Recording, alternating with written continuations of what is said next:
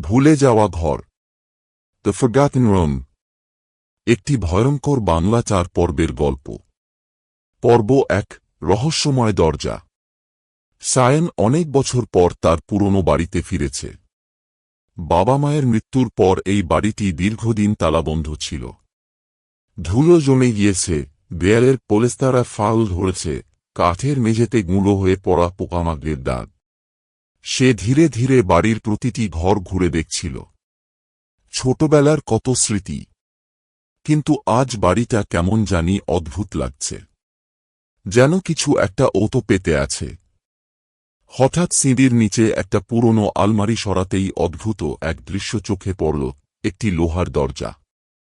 এত বছর এখানে ছিল, অথচ কখনো দেখেনি।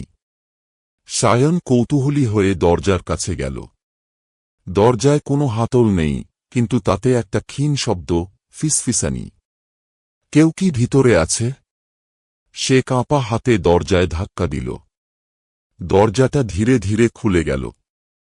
ভিতরে একটা অন্ধকার ঘর, পচা গন্ধ, স্যাঁতস্যাঁতে পরিবেশ। ছাদের কাঠের বিম থেকে ছেঁড়া জাল ঝুলছে।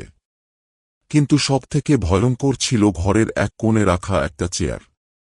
চেয়ারটা দেয়ালের দিকে ফিরিয়ে রাখা, আর তাতে কেউ বসে আছে।